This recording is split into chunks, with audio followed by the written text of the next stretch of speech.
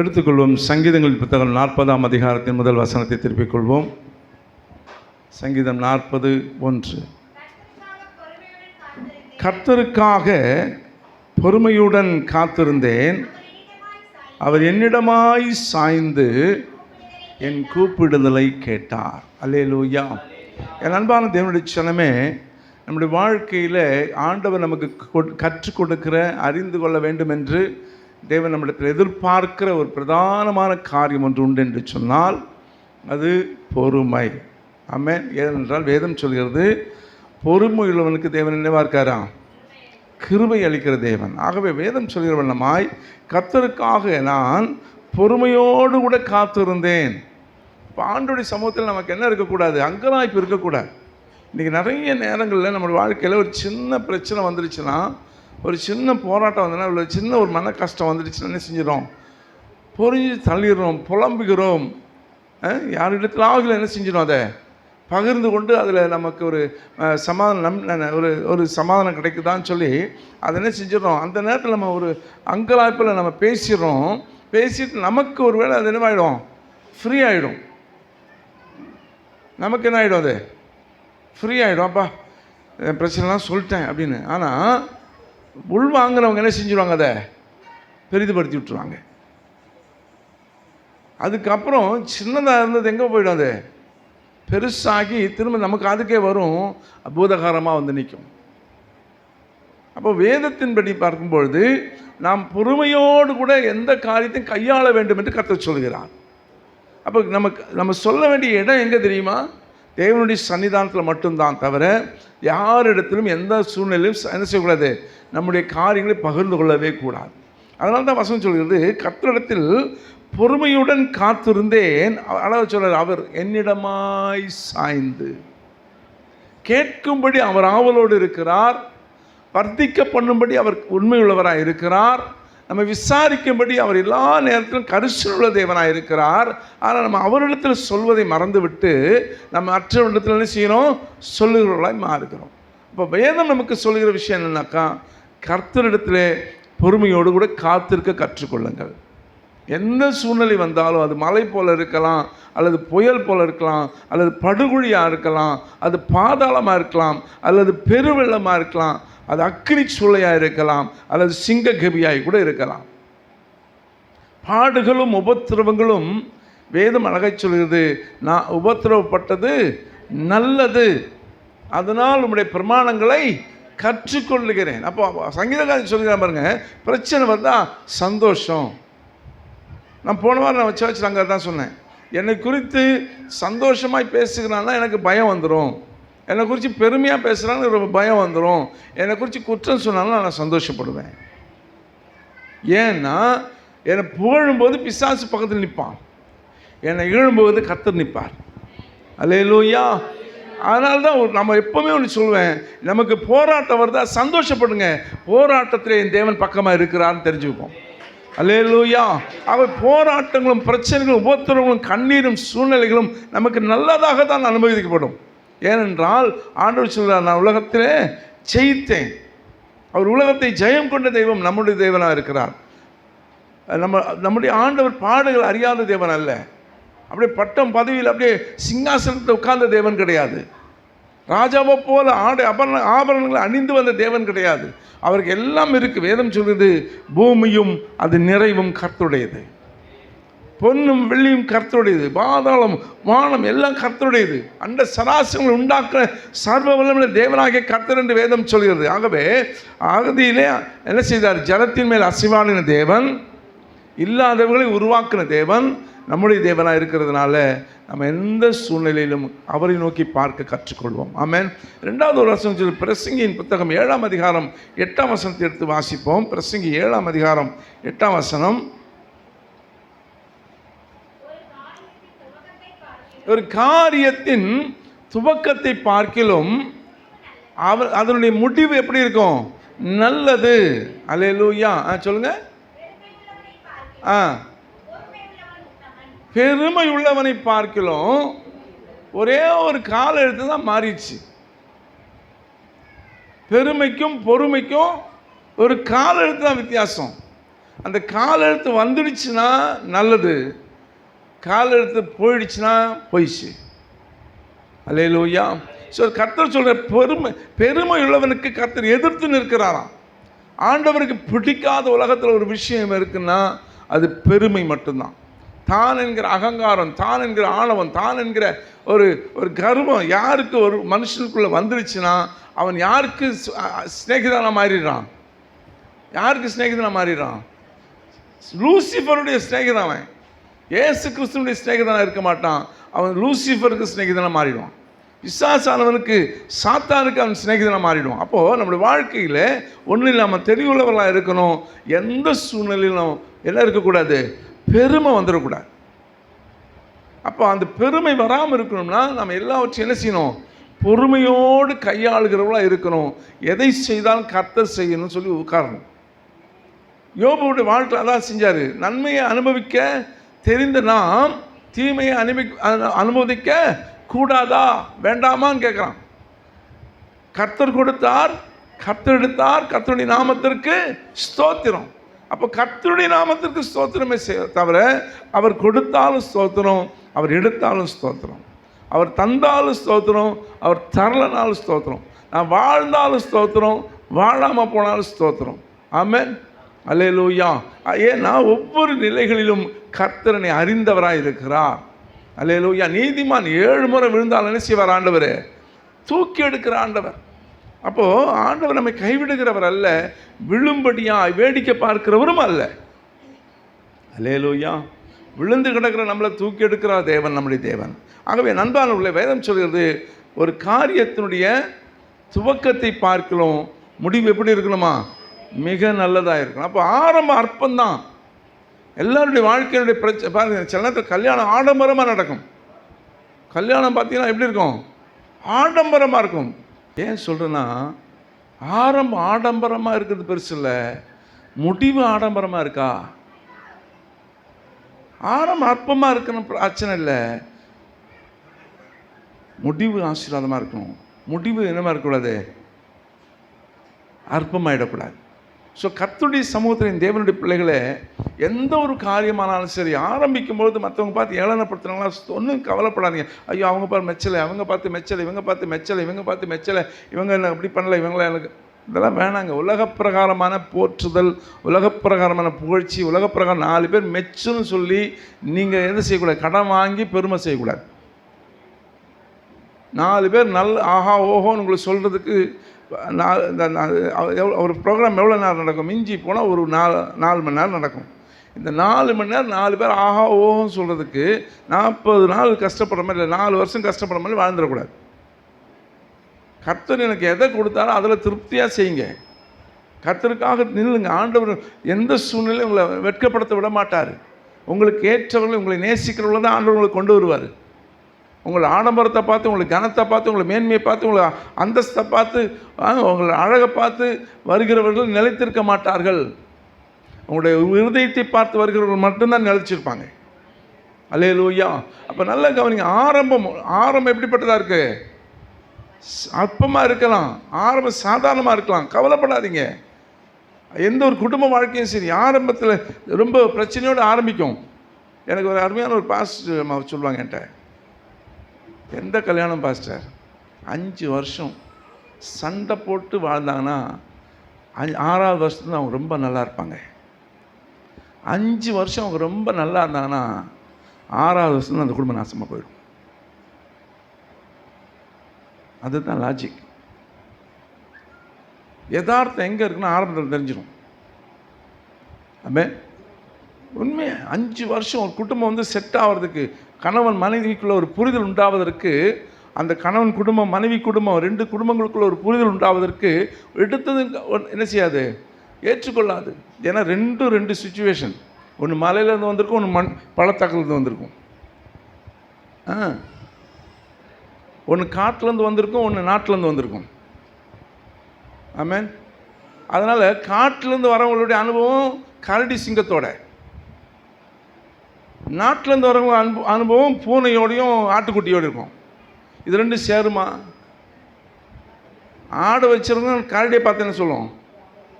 சேராது, ரொம்ப கஷ்டம். ஆனால் ஆடும் கரடியும் பழகிறதுக்கு நாளாகும். இன்னும் பழகிடுச்சுன்னா இதுக்கு அது பாதுகாப்பு, அதுக்கு இது பாதுகாப்பாக மாறிடும். அந்த வரைக்கும் நம்ம பொறுமை இருக்கணும். ஸோ அதாவது திருமண வாழ்க்கையானாலும் சரி, எந்த வாழ்க்கையானாலும், ஒரு ஆஃபீஸில் போனாலும், உங்களுக்கு கொடுக்கப்பட்ட ஒரு நிர்வாகம் எந்த காரியமானாலும் ஆண்டவருடைய சன்னிதானத்தில் பொறுமையோடு ஏற்றுக்கொள்கிற அல்லது பொறுமையோடு வாழ கற்றுக்கொள்கிற அனுபவத்தில் நீங்கள் வரணும். அப்பதான் ஆண்டவர் சொல்கிறாரு, பொறுமையோடு கூட காத்திருந்தேன், கர்த்தர் என்னிடமாய் சாய்ந்தார். அவ்வளோ பெரிய தெய்வங்க, வானம் கொள்ளாத பெரிய தெய்வம். வேதம் சொல்கிறது, வானம் எனது சிங்காசனம், பூமி எனது பாதபடி. யோசிச்சு பாருங்க, அவர் எவ்வளோ பெரிய தெய்வம். பூமி மேலே அவர் காலை வச்சிருக்காரு. அவ்வளோ பெரிய தெய்வம்.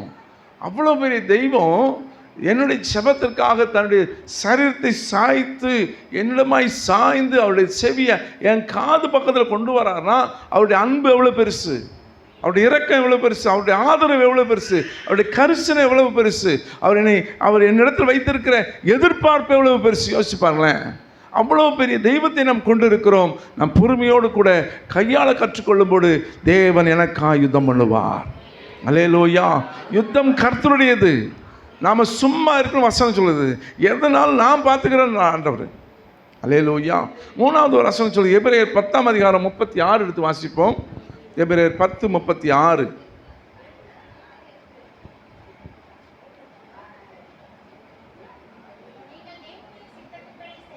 நீங்கள் தேவனுடைய சித்தத்தின்படி செய்து வாக்குத்தத்தம் பண்ணப்பட்டதை பெறும்படிக்கு. திரும்ப சொல்லுங்க, நல்ல கவனிங்க. நீங்கள் தேவனுடைய சித்தத்தின்படி செய்து, நல்ல கவனிங்க, வாக்குத்தத்தம் பண்ணப்பட்டதை பெறும்படிக்கு என்ன செய்யணுமா? பொறுமையோடு கூட இருக்கணும். 21 நாள் உபவாசம் இருந்துடும். ஆண்டவர் வாக்குத்தத்தத்தை கொண்டு வராரு, அப்படியே இறங்கி வருது.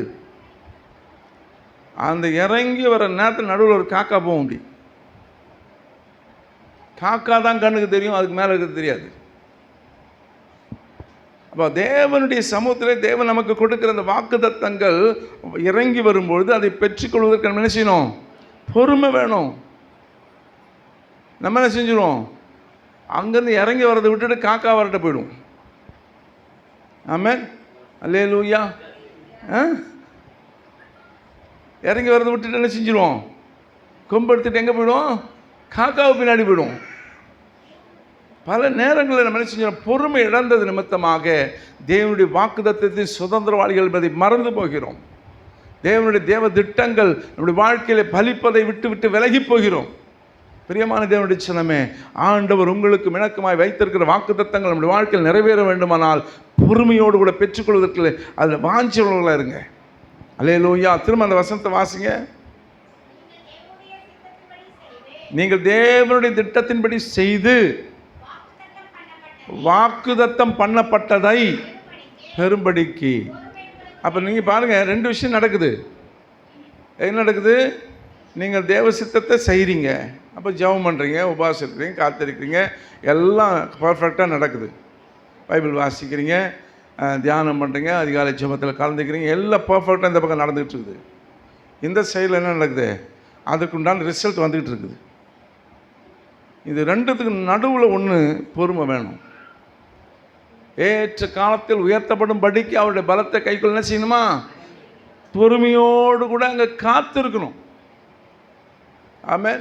சில நேரங்கள் நம்மளுடைய வாழ்க்கையில் என்ன செய்யறது இல்லாம அந்த பொறுமை இழந்ததுனால, இப்போ கோழி குஞ்சு வந்து செய்யுது, அங்கே ஏதாவது ஒரு அதுக்கு பிடிச்ச ஒரு பொருள் பார்த்துருக்கும்.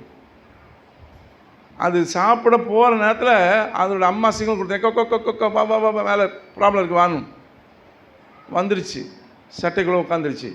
ஆனால் அந்த கோழி குஞ்சோட மனசில் எது இருக்கும்? அது மேலே அது ஒரு சின்ன புழுவாக இருக்கலாம், பூச்சியாக இருக்கலாம், ஏதோ ஒன்று ஆசை, அதை எப்படியாவது எடுக்கணும்னு சொல்லி அது விரித்தனமாக அது இருக்கும். அங்கே கழுகோ காக்கா உட்காந்துட்ருக்கோம், கோழிக்கு தான் தெரியும். வெயிட் பண்ணு சொல்லினே இருக்கும். இது கேட்காம புசுக்குன்னு போயிடுச்சா முடிஞ்சிடுச்சு. புரிஞ்சுதா? என்னாச்சு? பொறுமை முடிஞ்சு போச்சு. யாருக்கு இது? அதுக்கு ஸ்வாகான்னு நினச்சிது, ஆனால் இது அதுக்கு ஸ்வாகா ஆகிடும். ஆமென், அல்லேலூயா. அதனால பிசாசானவன் யாரை விழுங்கலாம் என்று பிசாசானவன் யாரை விழுங்கலாம் என்று வகை தேடி சுற்றி திரிகிற எப்படி இருக்கிறானா, சிங்கத்தை போல இருக்கான். ரொம்ப கவனமாக இருக்கு நம்மளோட வாழ்க்கையில். அப்போ பொறுமை என்பது உலகத்துடைய சால சிறந்த வார்த்தையில் பிரதானமான வார்த்தை பொறுமை தான். அல்லேலூயா. அடுத்ததாக ஒரு வசனத்தை எபிரேயர் 12:1 வாசிங்க. ஆகையால் மேகம் போன்ற இத்தனை திரளான சாட்சிகள் நம்மை சூழ்ந்து கொண்டிருக்க பாரமான யாவற்றையும், நம்மை சுற்றி நெருங்கி நிற்கிற பாவத்தையும் தள்ளிவிட்டு விசுவாசத்தை துவக்குகிறவரும் முடிக்கிறவருமாய் இருக்கிற இயேசுவை நோக்கி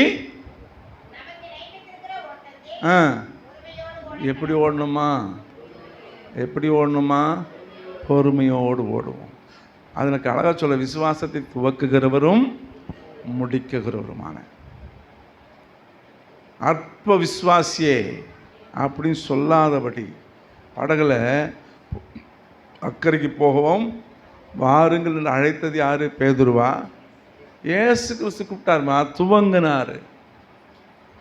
முடிக்க போகிறவர் யாரு? கொண்டு போய் சேர்க்க போகிறது அவரு. நடுவில் இருந்து இவங்க ஆடுவாங்க, டடக்கட்டக்கா டடக்கட்டக்கா டடக்கட்டக்கான்னு. ஐயோ யோ யோ யோ யோ யோ யோன்னு கத்துனா அவர் ஏஞ்சி பார்த்துன்னு சொல்லுவாருங்களே, என்னென்ன சொல்லணும் எல்லாத்தையும் சொல்லுவார். சரி, அதனால் நண்பர்களே, இப்போ நல்ல கவனிங்க. விசுவாசத்தை துவக்கினவரும் முடிக்கிறவர். இத்தனை திரளான சாட்சிகள் நமக்கு முன்பாக இருக்குது. யாருடைய சாட்சிங்க? முற்பிதாக்களுடைய சாட்சிங்க. நமக்காக வாழ்ந்தவர்களுடைய சாட்சிகள், நமக்காக வாழ்ந்து காண்பித்தவர்களுடைய சாட்சிங்க. நமக்கு முன்னாடி 25 வருஷத்துக்கு முன்னாடியே பிறந்திருப்பாங்க. யாரு யாரு யாரு சொல்லுங்க, கரெக்டாக சொல்லுங்க. யாரு? அப்பா அம்மா. உனக்கு என்ன தெரியும், கம்முன்னு கடை. யார் சொல்றது? 25க்கு அப்புறம் பிறந்ததுங்க. அல்லேலூயா. அப்போ என்ன ஆயிடுச்சாங்க? பொறுமை வேணும். 25 ஆண்டுகள் அவங்களுக்கு பொறுமை, இதெல்லாம் தாண்டி தான் அவங்க போயிருப்பாங்க. உங்களுக்குள்ள இருக்கிற அந்த ஃபீலிங்ஸ் அவங்களுக்கு வராமல் இருந்திருக்குமா? 15 வயசில் உங்களுக்கு என்னென்ன ஃபீலிங்ஸ் வந்தோ அந்த ஃபீலிங்ஸ்லாம் அவங்களும் சந்தித்தவங்க தான். உங்களுக்குள்ளே வந்த எல்லா பிரச்சனைகளும் அவங்க சந்தித்தவங்க. என்னெல்லாம் வித்தியாசமாக இருந்திருக்கும், அவ்வளோதான். பிரச்சனைக்கு பேர் ஒன்று தான், அதனுடைய உருவங்கள் தான் வேறையாக இருந்திருக்கும். இன்னும் சொல்லப்போனால் இப்போ இருக்கிறவங்கள விட அன்றைக்கி தான் அதிக பாடு. இன்றைக்கெல்லாம் டெக்னாலஜி வளர்ந்துச்சு. இன்றைக்கி மாவரை ஏம்மா இட்லி தோசை சுடணுமா, வெயிட் பண்ணுங்க.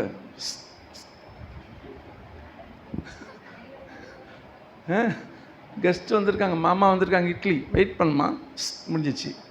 அன்றைக்கி அப்படி கிடையாது. அவங்களே போட்டு என்ன செய்யணும், அரைச்சி அதை அடித்து உப்பு போட்டு அதை புளிப்பாட்டி என்ன பண்ணணும், அதுக்கு அது பக்குவத்தை பார்த்து காலையில் எழுந்துச்சு அதை திரும்ப ஒரு அடி அடித்து தேவையான தண்ணியை ஊற்றி அதுக்கப்புறம் என்ன செய்யணும், தோசை சுட்டு அது உப்பு அதுக்காக அது புளி இருக்கா இதெல்லாம் பார்த்து கொண்டு வந்து கொடுத்து நல்லா இருக்குன்னு சொல்கிற வரைக்கும் இவங்களுக்கு மனசு எப்படி இருக்கும், திக்குன்னு இருக்கும். அதுக்காக நேற்று ஃபுல்லாக கஷ்டப்பட்டுருப்பாங்க இந்த நல்லா இருக்குமான்னு சொல்கிற இந்த ஒரு வார்த்தைக்கு.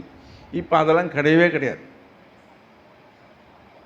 ஆமென், அல்லேலூயா. ஆனால் நம்ம யாராவது சொல்கிறோம், உனக்கு என்ன தெரியும், எனக்கு எல்லாம் தெரியும். ஆமென். ஸோ அப்போ என்ன இல்லை, இன்றைக்கி இருக்கிற பிள்ளைகளுக்கு பொறுமை இல்லை. அப்போ அவங்களுடைய ஆத்திரமான பேச்சுகள் என்ன செய்யுதுன்னா கர்த்தர் பார்த்துக்கிட்டே இருக்கிறார். ஒவ்வொரு நிமிஷமும் அந்த தாய் தகப்பனுடைய உள்ள அப்படி ஒரு குத்தி அவங்க மறந்துடுவாங்க. ஆனால் வசனம் சொல்கிறது, உன்னுடைய கண்ணீரை என் துருத்தியில் சேர்க்கிறாய். பிள்ளைங்க மறந்துருக்கலாம், சரி பெற்றோர்கள் மறந்துருக்கலாம், அல்லது பிள்ளைகளை காயப்படுத்துகிற பெற்றோருடைய பிள்ளைகளுடைய வலிகள் மறந்துருக்கலாம், அல்லது பெற்றோருடைய வலிகள் மறந்துருக்கலாம், அல்லது நண்பர்களுடைய வலிகளை மறந்துருக்கலாம். ஆனால் ஒவ்வொரு துளிகளும் பரலோகத்தினுடைய கணக்கில் சேர்க்கப்படுகிறது. நான் செய்த நன்மைகளும் நான் செய்த துரோகங்களும். ஆமென். அவனவன் செய்யத்தக்க கிரியைகளின்படி அவனவனுக்கு என்ன செய்யப்படும், கொடுத்துருவார் ஆண்டவர், கொடுக்காம விடவே மாட்டார். கணக்கில் அவர் கெட்டிக்காரர். ஆமாம், நான் வருகிறேன் சொல்கிறாரு. நன்மை செய்கிறவன் இன்னும் நன்மை செய்யட்டும், அநியாயம் செய்கிறவன் இன்னும் அநியாயம் செய்ய வர்றேன். நீ அநியாயம் செய்ய அழைக்கப்படலை, நீ நன்மை செய்ய அழைக்கப்பட்டிருக்கிறாய். துரோகம் செய்ய அழைக்கப்படலை, அவர்களை ஆதரிக்க அழைக்கப்பட்டிருக்கிறாய். அந்த அபிஷேகம் உங்களை என்ன செய்யணுமா, அவரை போல உங்களை உருவாக்கி கொண்டு வந்து வெளியே கொண்டு காட்டும். மற்றவங்களுடைய புகழ்ச்சி நமக்கு வேணாமா? பிசாசு உங்களுக்கு கூட வந்துடுவான். மற்றவங்களை பார்த்து பெருமைப்படுத்துகிறானா, ஆண்டவர்கிட்ட ஒப்பு கொடுங்க. ஆண்டவரே தயவு செய்து அந்த பெருமை என்ன செஞ்சிடக்கூடாது, எனக்குள்ள ஆட்கொண்டக்கூடாது. என்னை உருவாக்கும், என்னை உருவாக்கும், என்னை உருவாக்கும், என்னை உருவாக்கும் கேட்டுக்கிட்டே இருங்க. உங்களை மாற்றணும். அதற்கு முதல் அடிப்படை ஃபஸ்ட்டு தகுதி என்ன தெரியுமா? பொறுமை தான். கீழ்ப்படிதலுக்கு அவசியமான ஒரு படி எதுனா பொறுமை. அல்லேலூயா. ஸோ அதுக்கு அடுத்த வசனம் சொல்கிறது, சரி 1 பேதுரு 2:20 வாசிங்களேன். நீங்கள் குற்றம் செய்து அடிக்கப்படும் பொழுது பெருமையோடு சகித்தால் என்ன மேட்ருமா? நீ அடி வாங்கிறதுக்குன்னு என்னாச்சு, என்ன பண்ணிருக்கோம்? தப்பு பண்ணியிருக்கேன். குற்றம் செய்து அடி வாங்கும்போது அப்படியே கம்முன்னு உட்கார்ந்தேன்னா அதுக்கு என்னது? ஐயோ ரொம்ப நல்லவன் நான் சொல்ல போகிறாங்க, வாங்குறான் பா திமிரு பிடிச்சவன், கூடு இன்னும் 2. அப்போ நல்ல வாங்க. அப்போது அதாவது தப்பு செஞ்சு அடி வாங்கி பொறுமையோடு இருந்தால், ஆனால் தப்பு செய்யாமல் அடி வாசிங்களா அந்த வசனத்தை.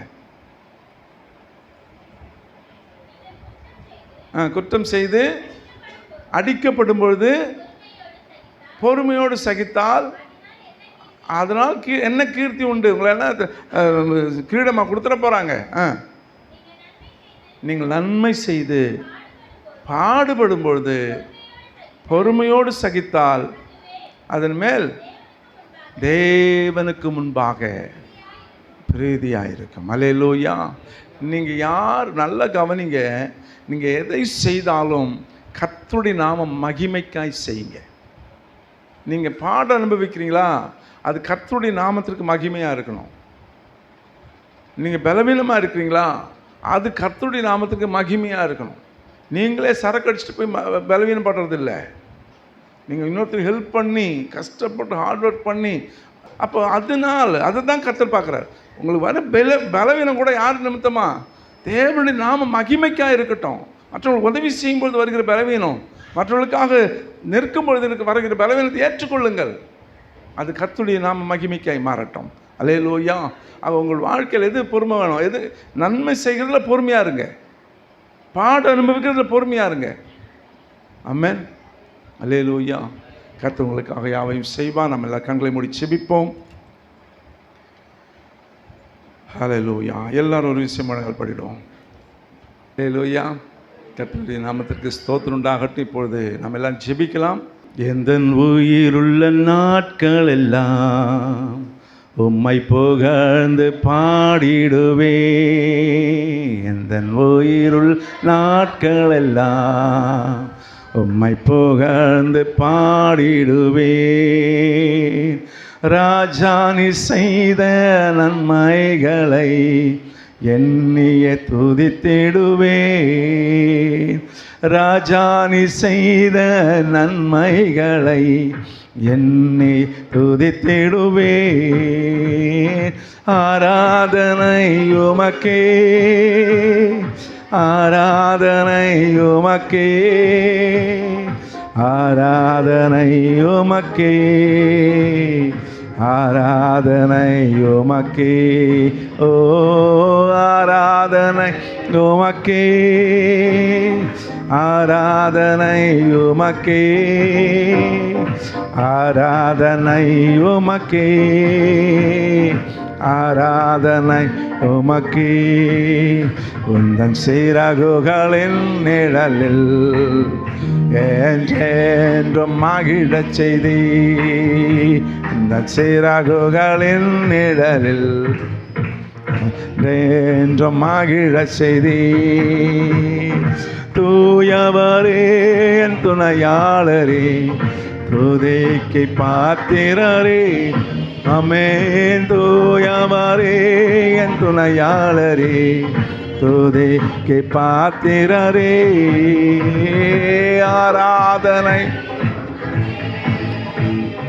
ஆராதனை உமக்கே, ஆராதனை உமக்கே, ஆராதனை உமக்கே. ஆமென் ஆமென். ஆராதனை உமக்கே, ஆராதனை உமக்கே, ஆராதனை உமக்கே, ஆராதனை உமக்கே. எந்தன் பலவீன நேரங்களில் கிருபை தந்தீரையா, எந்தன் பலவீன நேரங்களில் கிருபை தந்தீரையா. இயேசு ராஜா என் பலனானீர், எதற்கும் பயமில்லையே. ஆமென். இயேசு ராஜா என் பலனானீர், எதற்கும் பயமில்லையே. ஓ ஆராதனை ஆராதனை உமக்கே, ஆராதனை உமக்கே, ஆராதனை உமக்கே, ஆராதனை உமக்கே, ஆராதனை உமக்கே, ஆராதனை உமக்கே, ஆராதனை உமக்கே, ஆராதனை உமக்கே, ஆராதனை உமக்கே, ஆராதனை உமக்கே, ஆராதனை உமக்கே.